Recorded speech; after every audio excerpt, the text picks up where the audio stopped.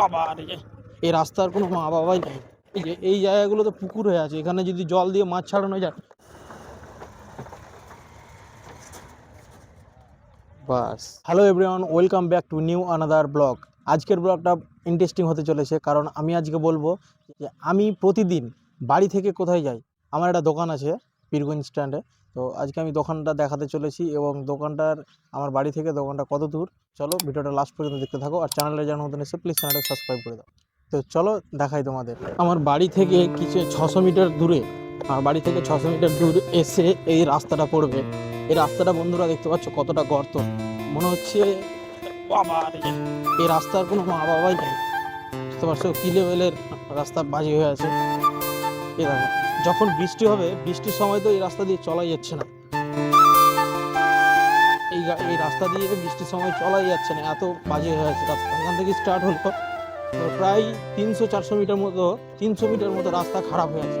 বৃষ্টির সময় তো আসাই যায় না এই রাস্তা দিয়ে। দেখতে পাচ্ছ জায়গা জায়গা একবারে মনে হচ্ছে গর্ত গর্ত হয়ে আছে। এই যে এই জায়গাগুলো তো পুকুর হয়ে আছে, এখানে যদি জল দিয়ে মাছ ছাড়ানো যায় তাহলে কিন্তু মাছ চাষ হবে ভালো। বুঝতে পারছো বন্ধুরা কি লেভেলের রাস্তা খারাপ। আবার কিছুটা এলাম, এসে এখানে আবার ঢালাই রাস্তা, ঢালাইয়ের মধ্যে তো আবার স্পিড ব্রেকার আছেই, কিছু কিছু দূর পর্যন্ত স্পিড ব্রেকার। এবার আমি চলে গেলাম ঘাটে, আমাদের পীরগঞ্জের যে খেয়া ঘাট আছে সেখানে। আমাদের যদি দোকান বা মালদা যেখানেই যেতে হয়, আমাদের এই খেয়াঘাটটা পার করতে হবে। আর যদি এই খেয়াঘাটে যদি পার না হই আমরা, তাহলে কিন্তু যেতে পারবো না। সমস্যাটা এখানে, মেন সমস্যা হলো এখানে। কালকে আমার এই জায়গাটাতে উঠতে গিয়ে, কালকে আমাকে উঠতে গিয়ে আমার গাড়িটাতে ভেঙে গেল। তো এতটা খারাপ লেগেছে। এই জায়গাটা দেখতে পাচ্ছ নদীর জল কতটা বেড়েছে। এটা তো কিছুই না, আরও জল বাড়বে, এই পর্যন্ত জল বাড়বে। এই গাছটা আছে, ওই গাছটা পর্যন্ত জল বাড়বে। আমি প্রথমে তাড়াতাড়ি করে নৌকাতে উঠে যাই। এবার আমি নৌকাতে উঠে পড়লাম। বুঝতে পারছো কি লেভেলের স্ট্রাগল করতে হচ্ছে।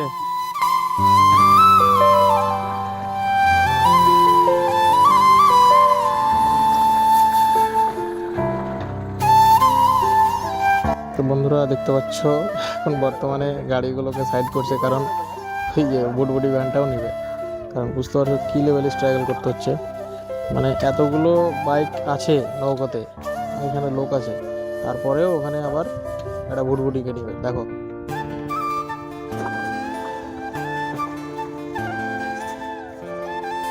বাস,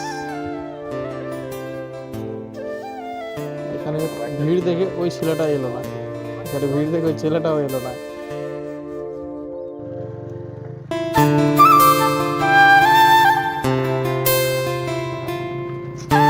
এইভাবে নামতে গিয়ে কালকে আমার গাড়িতে লেগেছে। এবার আমি যাব পীরগঞ্জ ঘাট। এতক্ষণে পার করলাম, এতক্ষণ লাগলো পীরগঞ্জ ঘাট পার করতে। এবার তারপরে আসছে এই জায়গাটা, এই জায়গাটা অনেক উঁচু।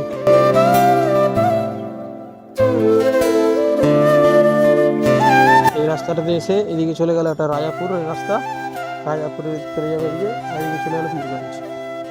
এদিকে আমি যাচ্ছি এখন পীরগঞ্জ। এবার আমি প্রবেশ করছি পীরগঞ্জ স্ট্যান্ডে।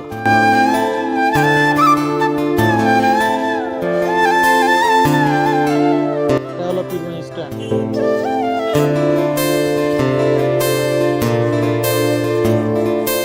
এটা হলো পীরগঞ্জ স্ট্যান্ড। আমি করে দিলাম গাড়িটা এখানে এখন পার্ক। এবার যাবো আমার দোকান। এটা হচ্ছে পেট্রোল পাম্প, এটা হলো পেট্রোল পাম্প। পেট্রোল পাম্প থেকে কিছুটা এগিয়ে যেতে হবে ওদিকে। দেখতে পাচ্ছ এটা হচ্ছে ভারত পেট্রোল পাম্প। পেট্রোল পাম্পটা এগিয়ে কিছুটা গেলেই আমার দোকান। এটা দিয়ে এই বিল্ডিংটাতেই আমার দোকান, এই বিল্ডিংটাতে।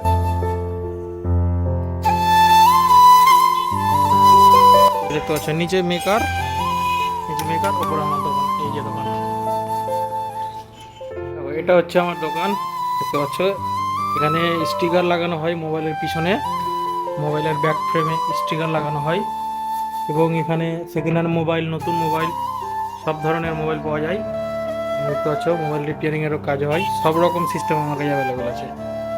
দেখতে পাচ্ছ এটা হচ্ছে স্টিকার কাটিং মেশিন, মোবাইলের পিছনে স্টিকার লাগানো যায়।